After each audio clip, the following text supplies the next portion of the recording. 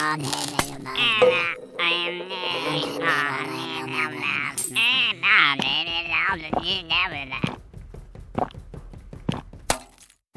komme rechter. Oh my gosh. Whoa. I sure hope the mic still works, especially after Skeer Gobbler and Pot Scraper stole and hid it from us for 2 years. Man, it took so much skier to get the location from them. Oh my gosh, well, I'm just glad that we got the equipment back. We've got a journalistic duty to our friends around the world, and we've been quiet for too long. Okay, it's working. Okay, let's boogie. I'm Claire. And I'm Vince. And this is Friends of Legend.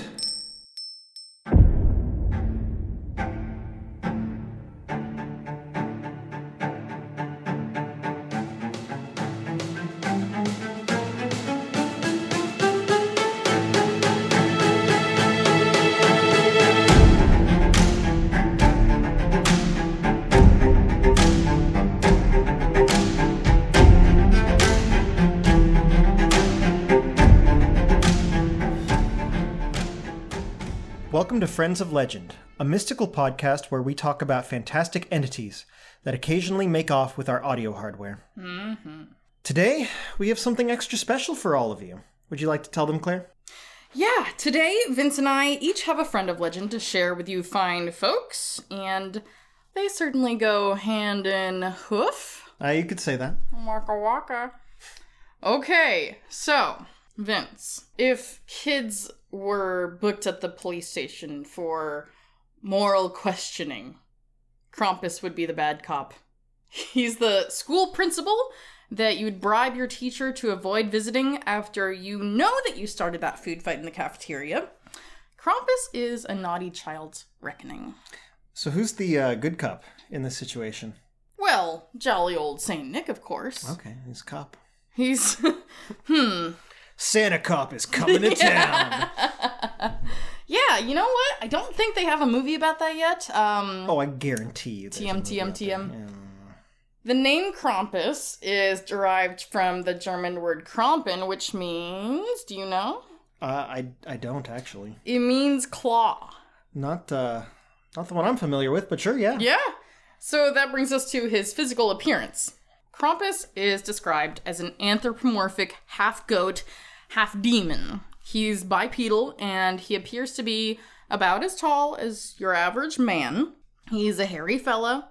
He's got actually one cloven hoof and one human foot. Oh, that's sick. At least in most depictions, yeah. Not something that I'm used to seeing. That makes some great snow tracks, I bet. Very confusing ones at that. Yeah. He's got more or less human hands, though. He's got long claws, hence the name. Mm-hmm. And he's got a long, pointed tongue and pretty large horns on top of his head. But the jury is out on how many sets of horns he has. Sometimes it's 1 set, sometimes it's 2. I've seen a couple 3-fers out there. Oh, wowzers. And don't forget the fearsome fangs. He's often wearing jingle bells and chains. Huh. And he'll often thrash the chains for dramatic effect. So not Jinko jeans and chains. Ooh, I'm sure there was a period in the 1990s. Yep, where he was in the Jinko jeans craze. So on to what this guy's all about. You're probably thinking, Claire, this guy does not seem to embody my idea of a happy, cozy Christmas time. You'd be wrong. Everything's got to be balanced, Vince, and Christmas is no exception. Okay, so it can't all be demons and Jinko jeans. Precisely. Well, yeah, it can't be all demons and Jinko jeans, but it can also be all holly jolly, happy wappy, timey-wimey, wibbly-wobbly. Okay. So we all know that in parts of the world, like where we live, Santa Claus delivers gifts to all the good little children on the night of December 24th. If you've been naughty during the year, then of course you get a lump of coal in your stocking, or maybe just nothing at all. Heaven forbid. Well, that ain't nothing. Across the pond from us, namely Austria, Bavaria, Hungary, and other surrounding areas, even parts of Italy, the real Judgment Day is December 5th, or Krampusnacht. Now, for you non-German speakers, that means Krampus Night. So on that evening, St. Nicholas, or I'm thinking maybe the spirit of St. Nicholas, since he died back in the year 343. Unless he's a lich. Hey, I like that explanation quite a lot. You don't hear horror stories about St. Nick. Santa Lich is coming to town. That's the sequel, huh? God, I'm gonna make so many movies. So much money. So, St. Nicholas goes into the towns on December 5th, and he'll visit homes and businesses, dispensing tasty treats like dried fruit, walnuts, and chocolate, because... Ah, yes. The children back then didn't have... Sugarcane. They didn't have these sugar cravings like kids today. They didn't need the newest Hot Wheels. They were perfectly happy with their sweets. You sound like you're 1,000,000 years old. Oh, come now. Been told I have an old soul. Ancient. So he'll give those things to the good little boys and girls. However, at St. Nicholas's side is Krampus, who is ready and very willing to dole out corporal punishment to the naughty children. If you're lucky, you'll just get a thwacking with Krampus's Rute or birch switch. But if you've been especially ill-behaved over the year, or perhaps if Krampus is in a decidedly unfriendly mood, he might just grab you up and stick you in either his oversized bag or a basket that he has strapped to his back, whatever's more convenient for him at the time. Once he's collected a few bad apples in his basket, he might just gobble you up for a hearty winter's meal, or some unlucky kids might be drowned by the Krampus. Alternatively, he might decide that you're good enough company to keep, and he'll transport you all the way back to hell, where he presumably lives the rest of the year. See, I always imagined he had like a little Krampus cabin in the Schwarzwald or something. He lives in hell. Well, I'm thinking these children who are kidnapped don't really make it back home to tell the tale. So, hey, I like your idea. I like thinking that he's got sort of a Baba Yaga style cabin in the woods. Thinking more like Shrek. Oh, okay. Yeah. Okay, yeah. Instead of slugs and frogs, he just eats children. He's kind of like a culinarian with them, like Shrek is. Mm-hmm. I love that about Shrek. He makes lemonade out of lemons and candles out of earwax. It's true. Let's get on to the modern representation. Juicy. So even though Krampus has been kicking it for centuries, he's become especially popular in the last several decades. I'm sure most of our listeners have at least heard the name. Now, one major Western homage to him is the 2015 movie Krampus, in which our horned friend visits the home of a squabbling, semi-dysfunctional American family that suffers from a serious lack of Christmas spirit. Now, I watched this for the first time a few weeks ago, just to really get in the mood for this episode, and I enjoyed it. It's a good time. However, you were watching a video earlier today of these creatures in Elden Ring, the game that you love so much, the albino... Oh, Albinorex? Yes, the Albinorex. The male Albinorex look a lot like how Krampus is portrayed in that movie. Specifically the first generation ones. He doesn't look like a frog. Right, yes. Because he's not so much a goat-like man in that movie. He's got the horns, but he's got this gaping human face. Yeah. Very freaky stuff. Just a terrible old man. Terrible old man. But that's their rendition of it. You know, it's a good time. PG-13. Leave the kids at home or introduce them young to our old horned friend. However you want to parent. Not my business. Okay. Would you let Birdie watch it? Birdie, I think he was not interested when I was watching it. Not enough birds, not enough fish on the screen. Now, I learned recently that there was also a Scooby-Doo episode about Krampus. Wow. Didn't watch the whole thing. It was one of the newer episodes. But it was pretty interesting, their take on it, because when Krampus did talk, and of course, in this, Krampus was, oh, okay. Our little orange kitty's rubbing his little face on the pop filter. Forgive, dear listeners. Come here, Scuttlewump. Oh. In the Scooby-Doo Krampus episode, So he's obviously, a human in a mask, like all the episodes that aren't brave enough to commit are. But he had a Russian accent. It wasn't Bavarian, it wasn't Austrian. So that was interesting. I kind of liked it. Another cool thing that they did with him in that episode, was whenever he was near young people, he sort of sucked their youth out of them. There were these teenagers that he tossed to the mystery gang, and they, their hair instantly went white and they went all gaunt. It was freaky. That's not a power that I'm aware that Krampus has, but... I've just stolen 1 year of your life.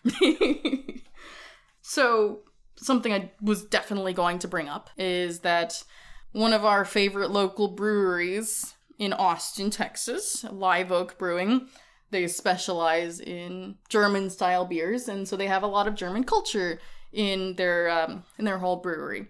So every year they put on an event called Krampusnacht, and it's a wonderful time. They have a big bonfire. They have a fellow who dresses up as Krampus, and they also have one dressed up as Saint Nick. And it was really fun because I was dressed up as Krampus myself, a more feminine version.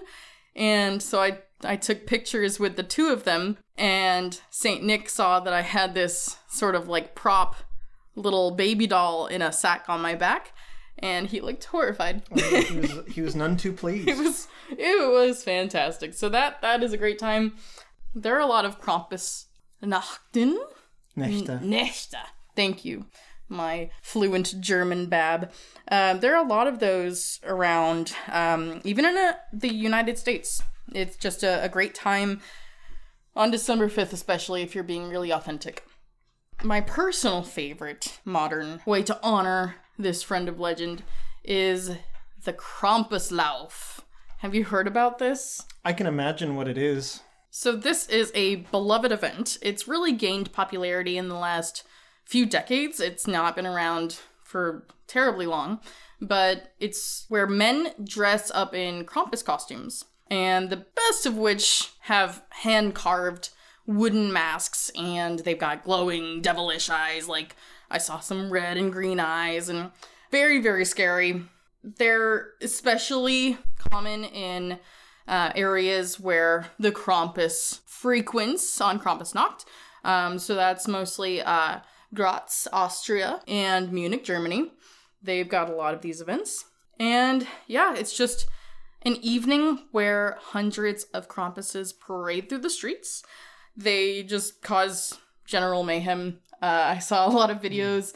They're stealing hats off of people, even the adults. They're spooking the children.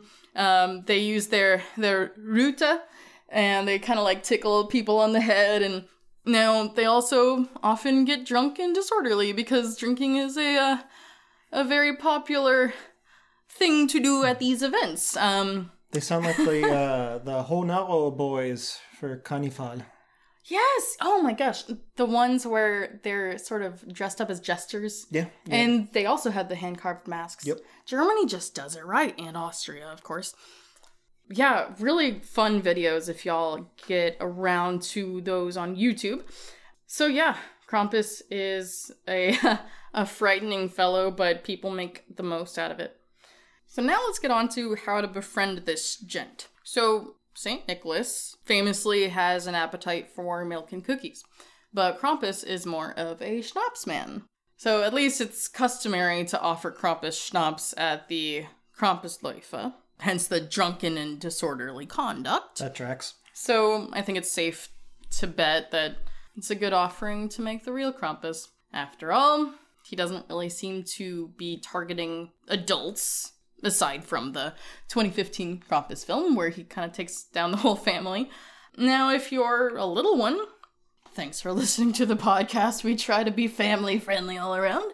But you can only hope that you're meeting Krampus on good terms, as in St. Nicholas is just visiting you to tell you what a nice little fellow you've been all year. And let's just hope that Krampus is just there to tag along.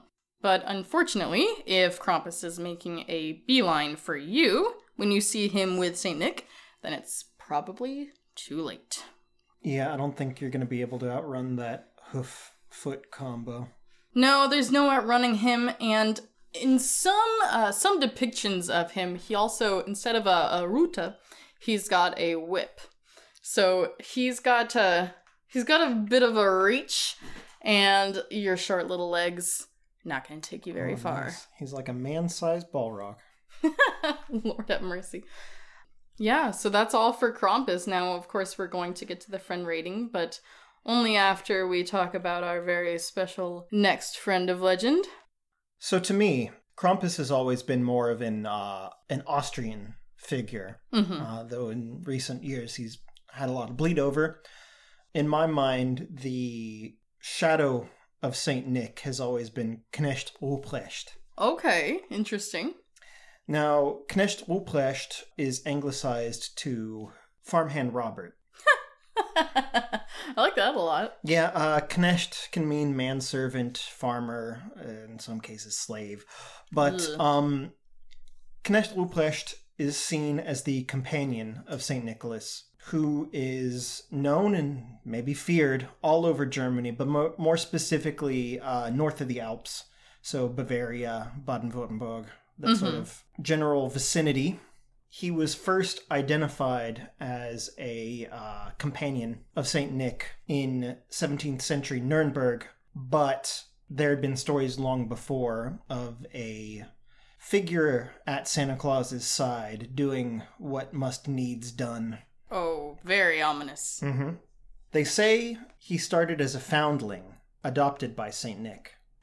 There are other tales, though, that say he was a wild man who swore fealty to Santa.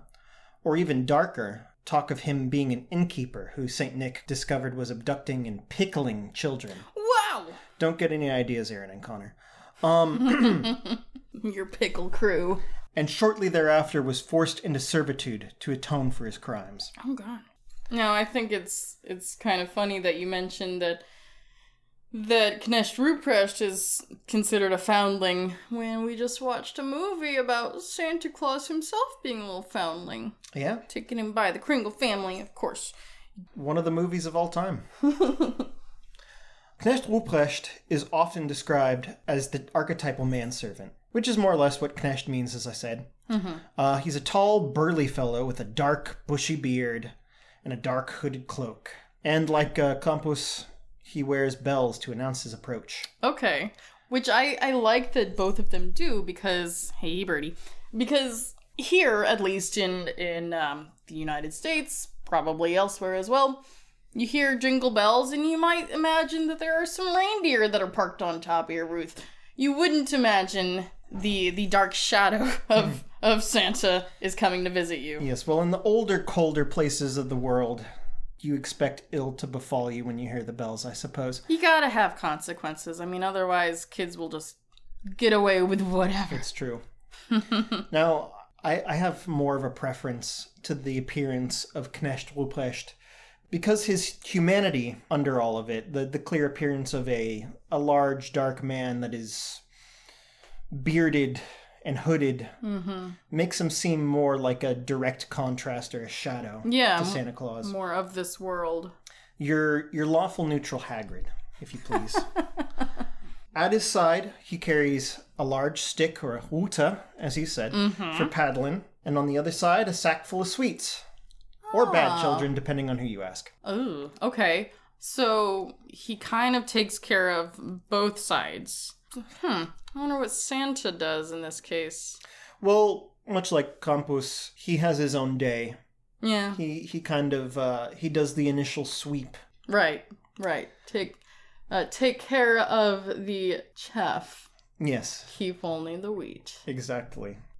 Sometimes he's also depicted as a goat, but I think that's more of a case of mistaken identity with Krampus. Because, I mean, they do have a lot of overlap, but... Poor misguided folks. One is one, the other is the other. I mean, look, they didn't live for centuries just to be conflated with each other. They just have their own turf. Yeah. On to his behavior. All over Germany he can be found during the month of December. There was a really good poem by a German author named Theodor Storm in the 19th century. He wrote a poem called Knecht Ruprecht. I'll spare you the full reading of a German poem, but basically He comes out of the forest during the Yuletide season and asks each parent if their children have been good and pious, who help around the house and say their prayers. I guess he's very big on enforcing Christianity. Mm-hmm. If the parents say yes, then Ruprecht opens up his sack and gives the children gifts of apples, almonds, and cakes. Nice, almonds. Yeah, yippee, almonds. Get that protein. Mm-hmm. However, if the parents say no, well then the Rute comes out and whoopings abound. How betrayed that child must feel when their own parent says, no, my child has not been a good kid. I'm sure that the parent could have punished them their own way, but no, they're leaving it for the big guns. Sure, yeah, well, it's not like it isn't 100% on the child to be in charge of their behavior. But while everyone's pretty much in agreement what the rewards are for being good, there are quite a few tales at odds about what happens to the bad children. Like I said, the Rute is the common agreed punishment. Mm-hmm. Other times it's said that he leaves coal for the bad children. And like you do. Yeah, like we've all come to expect in the non-corporal punishment side of the world. But there is one tale that intimates a punishment with more of a psychological element. And I really like this one. Instead of doing the beating himself, he leaves a Rute in the naughty child's shoe, so that when parent and child wake up that morning, they both know that judgment has been passed. Oh, gosh. And a sentence must be carried out. Oh, boy. Okay, so he's leaving it for the parents to take on. Exactly, yeah. Okay. You know what you've done. If anyone's whooping my kid, it's gonna be me. Exactly. Some also suspect that the parents' word alone may not be enough for Saint Nick and Knecht Ruprecht, who do work together more as a team than I think Krampus and Santa do. Mm-hmm. There's tales that talk about them going up to old Papa Satan and borrowing a book from him to look for a particular child's name.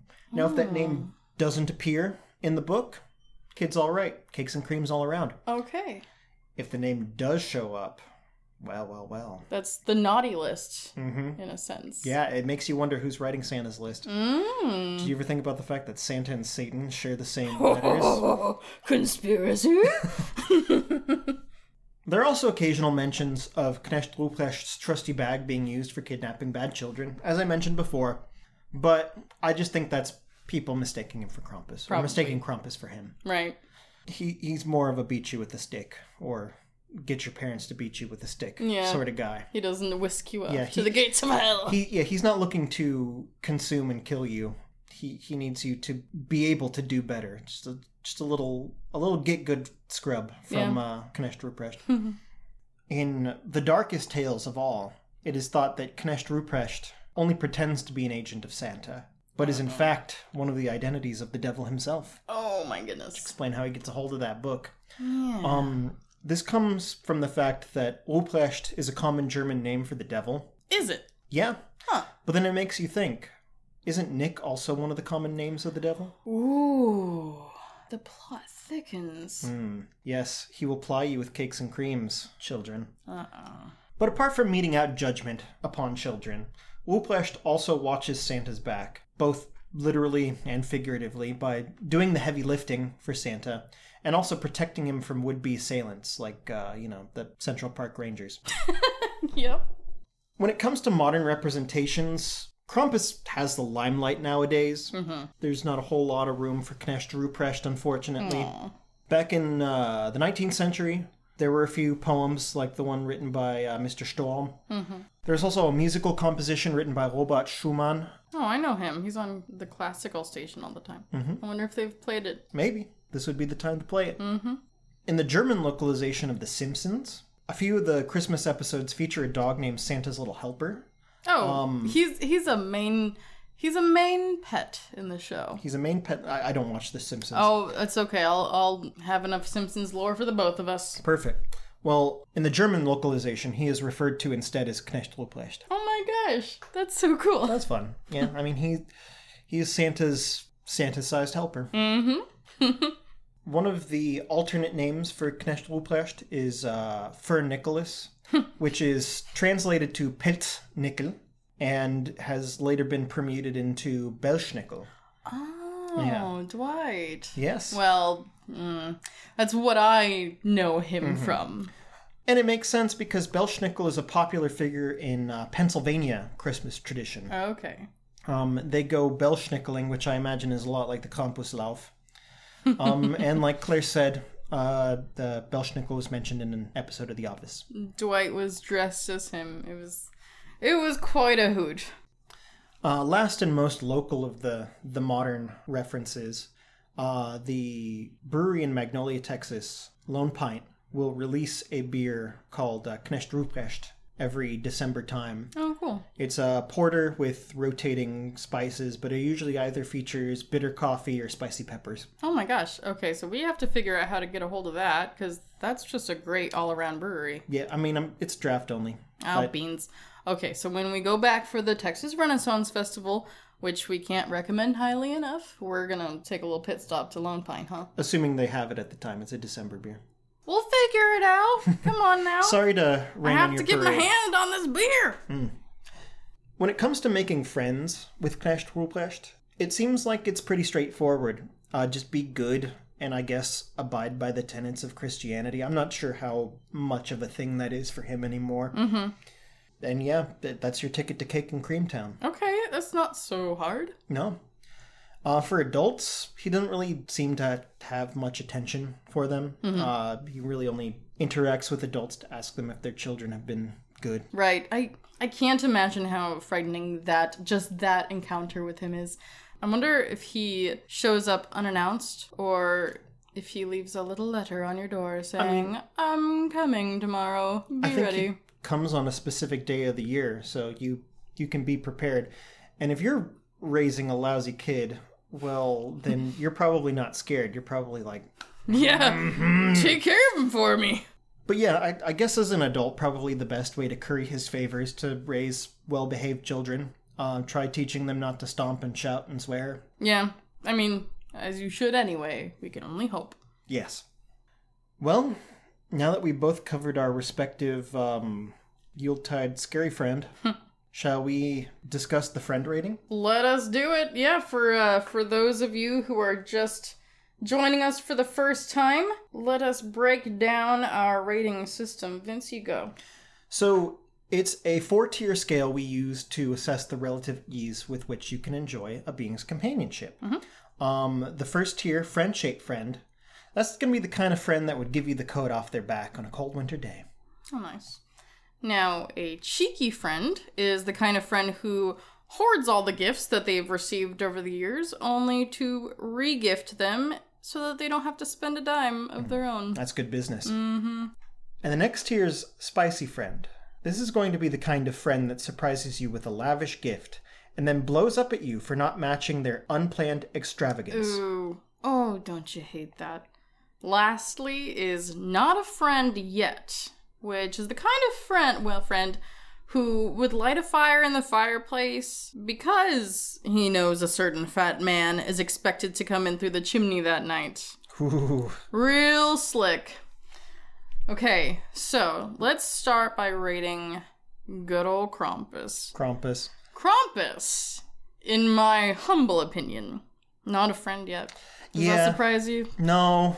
It doesn't seem like there's a lot of good-spiritedness in his goaty heart. Yeah, it's tricky because I know that really all in all he's punishing these children because they are not exuding, their high morals or even the Christmas spirit. As they say on many Bravo TV shows, he's not here to make friends.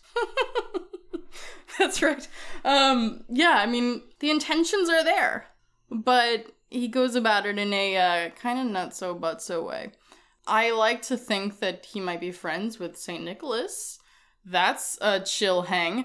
But for the rest of us, I would say not a friend yet. Yeah. Do you think maybe his heart would grow 3 sizes that day if he saw all the celebrations that we have? Yeah, the Who's in down his in Krampusy name. Who are joining hand in hand around the Krampus bonfire. Yeah. I think that would warm his goat heart. Yeah. Yahoo Dore. Fahoo Fore. Okay, what about Knecht Ruprecht? Knecht Ruprecht. I think that he's a spicy friend. I think that there is room for friendship in his heart. He's here with one open hand and one tightly closed around a Rute. Mm-hmm. So if you can avoid being ein freches Kind, right?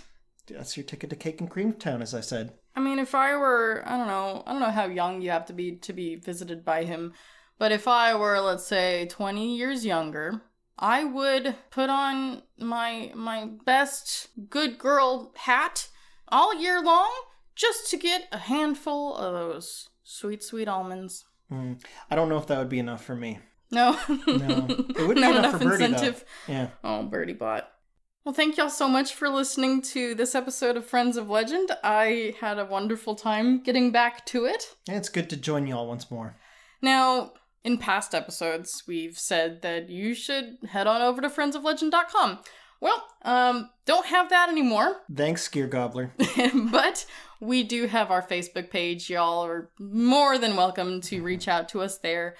And we would just adore it if you told your friends about us. We've got an entire backlog of, I think it's 28 other episodes. Something like that. And you can learn about all kinds of other Friends of Legend. And we're pretty thick into our personal journey of finding our Friends of Legend. We are heading out to Germany ourselves in February, so there's quite a lot of friends that we've talked about in the past that live over there. Oh yeah, I'm keeping my eyes peeled for a Totzelwurm. Totzelwurm, oh yeah. Thank you so much again for listening, and remember, when it comes to Friends of Legend, charm them. Do not harm them.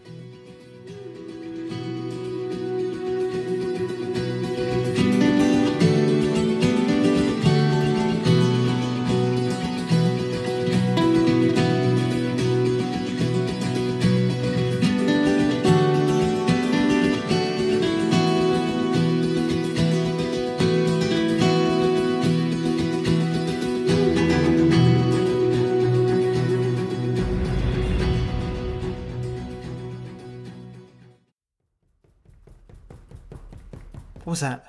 What was what? Oh god, it's another Yule lad. Candle stealer! That's not a candle, that's a microphone! Bye bye.